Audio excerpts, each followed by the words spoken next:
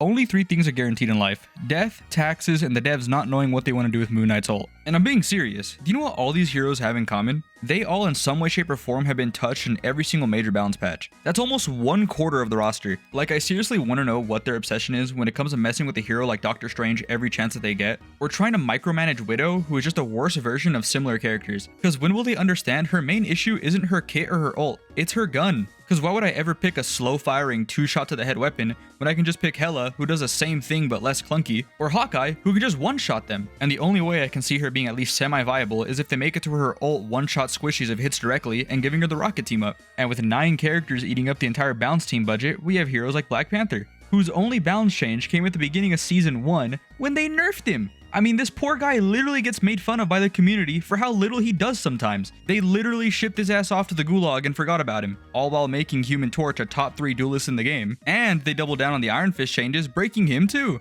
Now, before you come at me with your pitchforks, I understand they said this game was going to be balanced for fun, and I'm fully on board with that. But with that being said, the game still needs some integrity to make sure it doesn't break. Having fun is on a spectrum, and things you enjoy playing as with and against might not align with mine, and that's perfectly fine. Opinions exist. And I think a good example of this is in ranked bans, because something I've noticed in lower to mid elo is that people don't always necessarily ban what's good, they ban what they don't want to deal with. Let's take Spider-Man as an example, who has one of the highest ban rates in these ranks, not because he's strong, but because most people don't have fun playing against him. And so instead of having to swap to a counter or deal with him, you just get rid of him altogether. And what happens if the devs see that there's a hero that a large portion of the community don't like playing against, so they nerf someone that doesn't really need it in order to satisfy the people that ask for it. But then this makes you think, how one-sided is the definition of fun? Because why should all your needs and wants be met and affect how I play the game? And I'm not talking about you using something that's inherently strong that probably deserves to get toned down. You can't just demand for things to be nerfed because you don't like them. That's not the way things work. And not only will this drive players away, it'll also make the game really boring because everything is underpowered. On the other hand, you can't just giga buff everything to the moon because of power creep,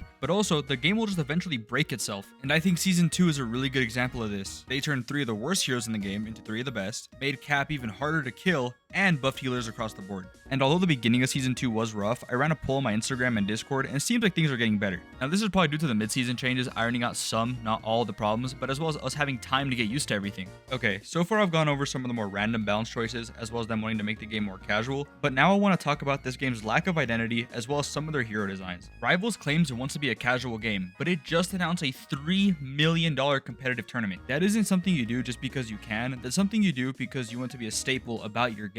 They tell us for the last few months they want this game to be casual, and then they just drop this bombshell 180ing the script. That means one of two things. They either A, lied, or B, are wasting all this money on a competitive scene that's never going to kick off. And I hate to break it to you, the people that run the show aren't going to let B happen. They clearly want the game to be competitive in some capacity, and with $3 million on the line, I can assure you it's going to take some priority over the casual scene. I don't really want to dwell on this for too long because that's a topic for another video, but no matter what side they decide to take, it's going to affect the way things are balanced. And when you have a game like this in the middle of an identity crisis and a community that all hate each other, it's going to be really interesting to see the way things work out. And going back to the game's identity, they stated that starting in Season 3, they want to release a brand new hero every month. Now on paper, this sounds like a great idea, and it probably will be for the first few releases. Now hopefully I'm wrong about this, but I can't see this being a sustainable option long term. The main long-term effects of this are the power creeping of other heroes. We already see this in heroes like Thor, who just gets outshined by the Thing. And although a good Thor can definitely make a big impact on the game, he still takes a lot of finesse to use. And this isn't only due to his overall strength, but also newly added and buffed heroes that not only counter him, but also serve a similar role. And so going back to this whole monthly hero release thing, they're kind of putting themselves in this damned if you do, damned if you don't situation, where if you add someone new that completely outshines a previous hero, do you A,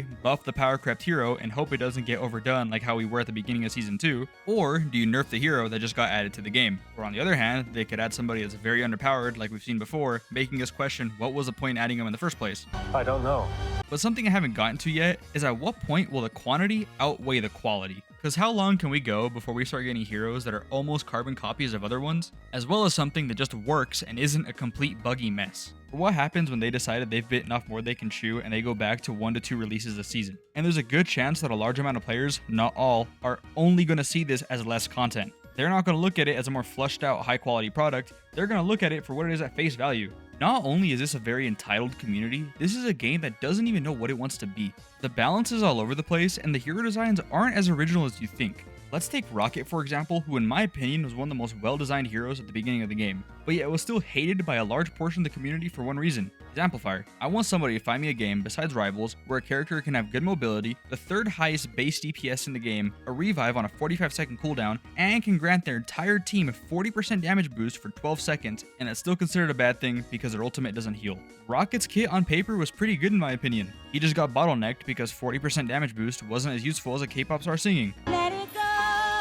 So what did they do? They said, fuck it, we're burning it all down. They increased his healing and nerfed his movement speed, with the main change coming to his amplifier, now granting 25% damage boost instead of 40, but also heals your team. How original. And this only happened because of a hole they dug. Like, what did you think was going to happen when you gave the majority of the healers an ult or an ability that makes you basically unkillable? And Rocket's biggest strength being his movement didn't even matter, because everyone besides Adam had some form of heal, CC, or both. And so when it comes to deciding on how good a support is, you're not basing it off their base healing or what makes them special. Their entire value in this game comes from their ult. But it doesn't just stop there. This game's balance philosophy is if everyone's broken, no one is. And that doesn't totally work. This is what a normal game's viability scale should look like, with the majority being in that A to B tier, as well as a few in S because metas are discovered, not developed, with a few more in C because they're kind of locked to a certain niche, and no one in F because what's the point of having somebody in a game if they're completely useless? And this is what Marvel Rivals looks like. It's one thing for there to be lots of viable heroes, it keeps the game fun and less static, but it's a whole other thing when a large portion of those viable heroes are meta defining. Not everyone wants to play against Iron Fist or Mr. Fantastic every game, and no matter if it's casual or competitive, you shouldn't have to swap to counter something because of how oppressive it is. We've been here before.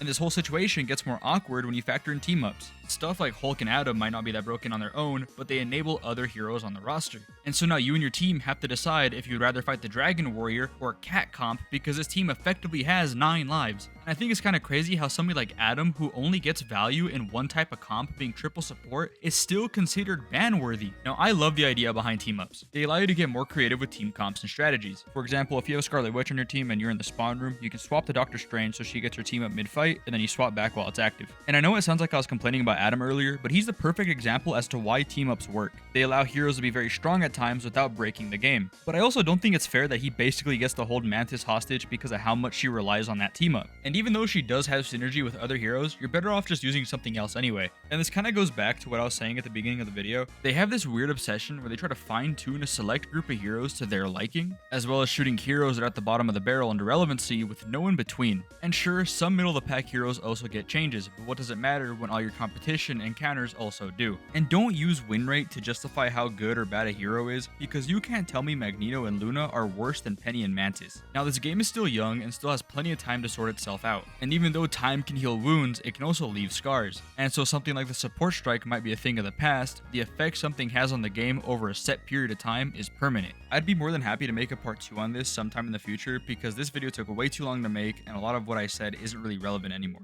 Hope you guys enjoyed. Thanks for watching. Love you guys.